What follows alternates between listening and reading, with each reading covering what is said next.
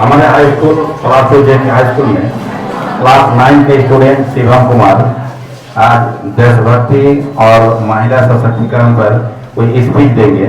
सभी विद्यार्थी ध्यानपूर्वक उसको सुनेंगे। चलो।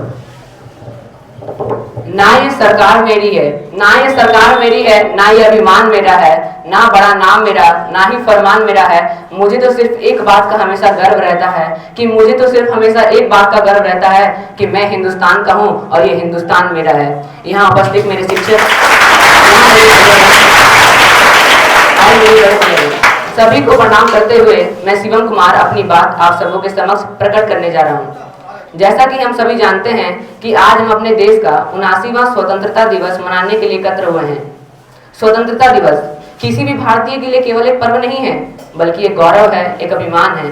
15 अगस्त 1947 को हमारा भारत देश आजाद हुआ और इस देश को आजाद देखने के लिए कितने ही वीर वीरांगनाओं ने अपनी जान की बाजी लगा दी और हंसते हंसते फांसी के फंदे पर झूल गए। मगर दोस्तों, मुझे तो तकलीफ तब होती है जब हमारा ये राष्ट्र जो आगे बढ़ रहा है, वहीं के नौजवान शराब के नशे में भीगे हुए हैं और पबजी के गेम में डूबे हुए हैं। महाशय, आज के महिला जो हैं, चाहे मैं वर्तमान की बात करूं या इतिहास की, हमारे देश की महिलाओं ने पूरे देश का नाम पूरे विश्व में रोशन किया है। चाहे मैं इंदिरा गांधी की बात क्यों ना करूं, जिन्होंने हमें यह बताया कि महिला राजनीति करने में समर्थ है। चाहे वो मदर टेरेसा क्यों ना हो, जिन्होंने हमें यह बताया कि सेवा करने के लिए केवल एक बड़े दिल की जरूरत होती है। और सुनीता विलियम्स ने हमें अंतरिक्ष से यह संदेश दिया कि महिलाओं की शक्ति का कोई भी सीमा नहीं है। मगर दोस्तों, एक और सच यह भी है कि आज भी हमारे देश में महिलाओं के ऊपर बहुत सारे जुर्म हो रहे हैं। महिलाओं को घर में ही भेदभाव का सामना करना पड़ता है और इंसानों को दबा भी होता है। तो मेरा उन सभी से एक प्रश्न है, गौर से सुनिएगा।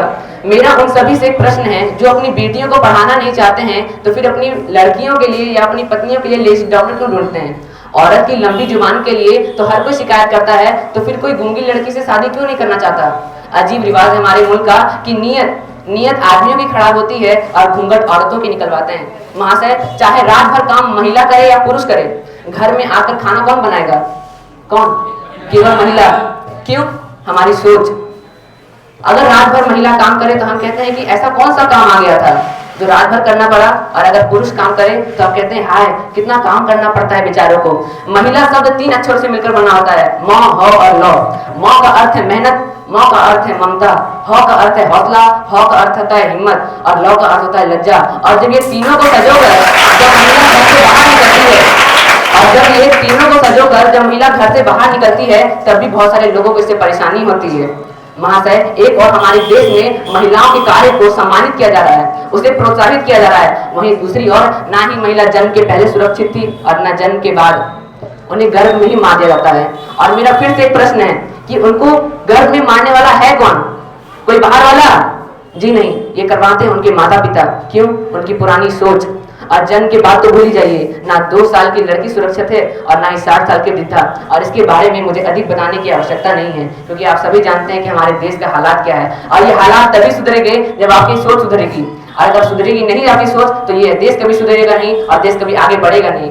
मुझे तो पता ही नहीं चल रहा है कि हमारे देश में हो क्या रहा है। मुझे तो पता ही नहीं चल रहा है कि हमारे देश में चल क्या रहा है। लोगों के पास खाना नहीं है, लोगों के पास आटा नहीं है, लेकिन डेटा सस्ता है। लोगों के पास रहने के लिए घर नहीं है, लेकिन शौचालय जरूर है। लोगों के पास जाने के लिए गाड़ी नहीं है और ट्रेन हाथ से खत्म नहीं हो रहे, और सरकार कह रही है कि हम मेट्रो ट्रेन लाएंगे।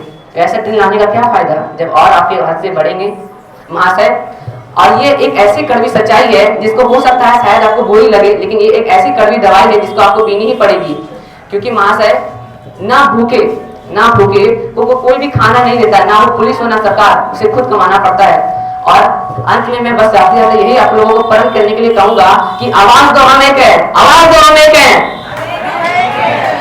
सवाल है और आज का ये प्रण है कि हम अपने देश को कभी विभाजित नहीं होने देंगे। जाते जाते बस इतना ही कहना चाहूंगा कि कसम है इस धरती की और कसम है भगवान का, कि कसम है इस धरती की, कसम है भगवान का, लिख देंगे अपने खून से इनकलाब हिंदुस्तान का।